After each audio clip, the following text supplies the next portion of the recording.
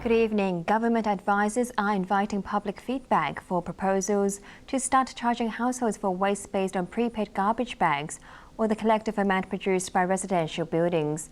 They're suggesting a levy of $30 to $74 a month for a 3-member household and a possible bonus for those who generate less waste. The numbers are staggering. Hong Kong's landfills take in around 13,400 tons of waste every day, enough to fill 4 Olympic-sized swimming pools.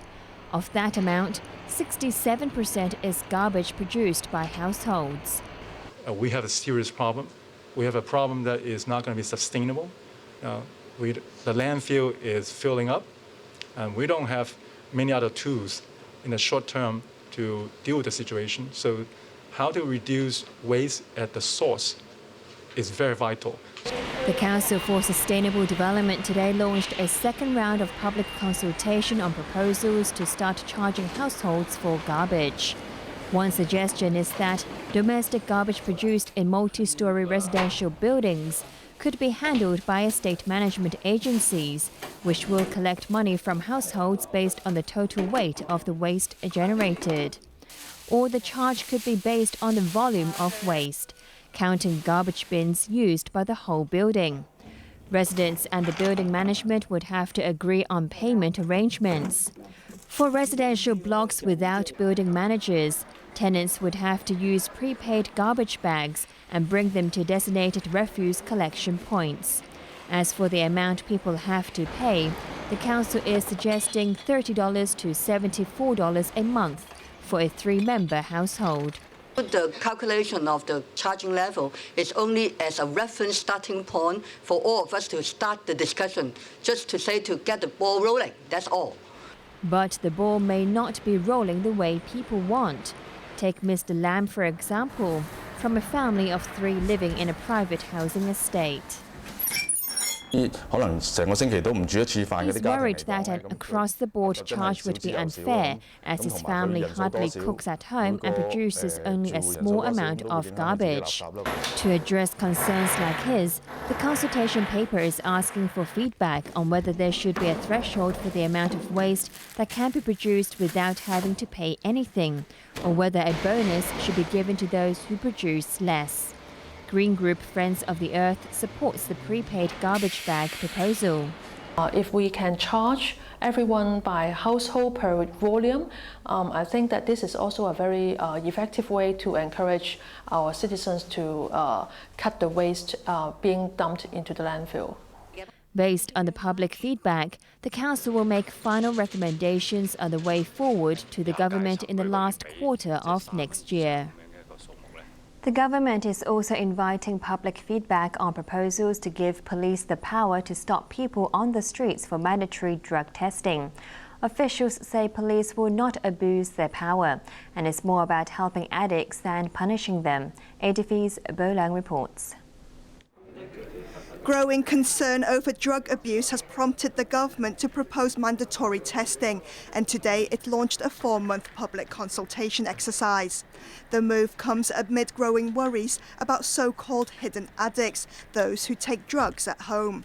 According to the Action Committee Against Narcotics, it now takes an average of 4 years to detect such addicts, compared with 2 years in 2008.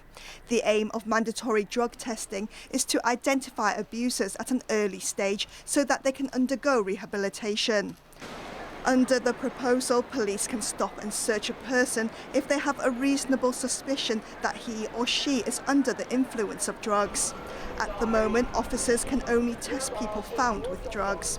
While this raises concerns about human rights, the Action Committee Against Narcotics insists police will not abuse their power. First of all law enforcement officers must be trained. In fact, they should take some courses and also pass some internationally recognized examination. And then we got standardized procedures. So we got standardized instructions to make sure that the person involved understand the procedures. And then we got a tape recording so that we can have objective evidence in case there is any dispute. And then for those who are under the age of 18, we suggest that there should be an independent third party. Those who fail an on-the-spot screening test based on the current drug driving test mechanism will be escorted to a police station to have their urine sample taken. If the sample tests positive, they will be given counselling or sent for rehabilitation. If they are found to be taking drugs again, they will be prosecuted. The committee stressed that it's more about helping people quit drugs than punishing them. What we're proposing is that we're not going to prosecute them at the start. In fact, we would like to give them an opportunity to have treatment. So it is the reason why we use the title Rescue drug testing scheme, because we really want to rescue those addicts, those people who have taken drug, an opportunity so that they can get rehabilitated. Concerns have also been raised that social workers will be overstretched with an already huge workload. This afternoon, Security Secretary Lai Tong-kwok admitted extra resources may be needed. This is not an easy task, and if we are to go ahead, there are resource implications, not only on the law enforcement agencies, but also more importantly, at the downstream rehabilitation assistance provided by social workers, medical staff, to those concerned. Lai added it's too early to say how much manpower will be needed. Bo Leung, ATV News. Former ICAC Commissioner Timothy Tong has expressed sadness and regret about the scandal over his big spending habits when he headed the anti-graft agency. But he stopped short of making a full apology, insisting his integrity is intact. ATV's Emily Sue reports. Former ICAC Chief Timothy Tong was ready to face the media after being grilled for more than 3 hours by legislators this morning. They recalled him to the chamber to explain discrepancies between his earlier testimony and the findings of an independent review committee, which looked into his lavish spending habits when he headed the anti-graft watchdog. Promising to give the public a full explanation when the time is right, he insisted that he can't say much because the ICAC is still investigating him, and he'll have to appear in LegCo again. The incidents that took place during my tenure as commissioner have raised public doubts about the ICAC, he said. Putting aside whether or not it's my personal responsibility or how many mistakes I made, I feel sad and express regret over this. I made mistakes, but they don't undermine my integrity. Earlier, he was in for grilling by lawmakers on the Public Accounts Committee. The review committee's report, released earlier this month, revealed that Tong had broken rules on using public money 42 times. Some lawmakers took him to task over his sightseeing tour to Lijiang City during a duty visit to Beijing and Yunnan Province in 2009. The former ICAC chief confirmed in May that details of all duty visits must be approved by the chief executive. But the review committee found that Donald Tsang, the chief executive at the time, was unaware of Tong's visit to Lijiang. Independent lawmaker Paul Tse said Tong was supposed to meet a senior Yunnan official in Kunming, but provincial authorities decided to send a lower-ranking officer. As a result, Tse said Tong decided to skip the meeting and head to Lijiang. The lawmaker accused Tong of changing the itinerary and doing whatever he wanted. Tong denied the allegation, saying he decided not to meet the lower-ranking official because it was a matter of protocol. He admitted that Tsang was not notified of his visit to Lijiang, explaining it as a last-minute decision made by Yunnan officials. But as the former chief executive had approved his trip to Yunnan, Tong assumed it was fine to visit other parts of the province as well. On another issue, Tong blamed an administrative error for 2 senior ICAC officers on a flight to Brazil upgrading to business class without prior authorization. Tong was also heavily criticized for buying massive amounts of alcohol for entertainment and claiming the charges separately from the account he should have used. The Independent Review Committee noted that he started the practice of serving the fancy Chinese liquor Mao Tai and spent over $200,000 on drinks alone. 其實呢，就喺08年至09年度呢，酒品 Gary Chan from the pro-establishment DAB asked Tong if he issued memos instead of filling out claim forms, so it would be more convenient for him to buy alcohol outside restaurants where he hosted official dinners. 咁至於議員有問到。 Tong hit back, saying he was not aware he was required to fill out claim forms when buying alcohol, although ICAC rules stated that he should. The Civic Party's Edna went a step further to accuse Tong of lying.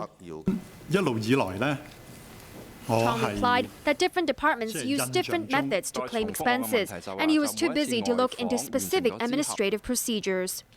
During the session, Tong spent much of the time consulting his legal advisors and kept repeating his answers.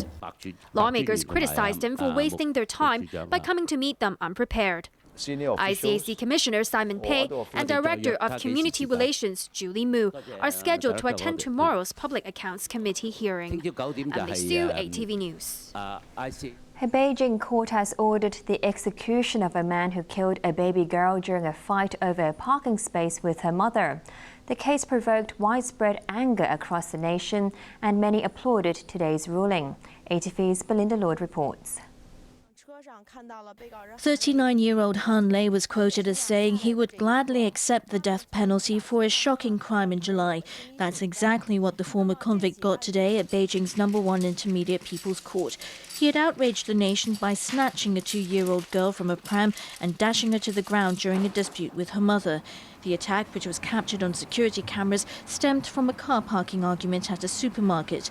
The court heard that Han told the woman that her pram was blocking the space where he wanted to park his vehicle. When the woman refused to make way, Han grabbed the girl from a pram and raised her above his head before hurling her to the ground. The toddler was severely injured and died days later in hospital. Han and his friend Li Ming fled the scene, but Han was caught the next day. He claimed he thought the pram was a supermarket trolley and stressed he had not intended to cause the girl's death. But the court found him guilty of intentional homicide and gave him the death penalty. Li, who appeared alongside Han in court, was sentenced to 5 years imprisonment for hiding the suspect and attempting to cover up the crime. Han had previously spent time in prison after he was found guilty of stealing a car in 1996 but was released last year. Outside the courtroom, the mother's lawyer Ma Cheng welcomed Han's death sentence, saying justice had been served and the family was pursuing a 3 million yuan compensation payout from Han. But Han's defense lawyer, Chen Zhongqiang, branded the sentence as unfair and said he would advise his client to appeal. While it may be case closed for Han's brutal act, mainland authorities have another heart-wrenching tragedy on their hands involving young children. Police in Jiangxi province have opened an investigation into the deaths of 2 young sisters. The girls, aged 2 and 3, died after reportedly climbing into a washing machine the day before. Investigations are continuing, but police have ruled out murder. US President Barack Obama has cautiously welcomed Iran's offer to hold talks on its nuclear program. He said the US is ready to talk, but it's up to Iran's new president to show he's serious about a deal. Hundreds of people gathered outside the UN headquarters in New York to protest against Iranian President Hassan Rouhani before he addressed the General Assembly. Inside, the newly elected leader dismissed Western claims that Iran wants to develop nuclear weapons as sheer fantasy. Iran poses absolutely no threat to the world or the region, he said. Rouhani insisted that Iran opposes nuclear arms and other weapons of mass destruction. He reiterated Tehran's stance that its uranium enrichment project is for peaceful purposes and called for talks to resolve the issue. Iran is prepared to engage immediately in time-bound and results-oriented talks, Rouhani said, adding that the discussions should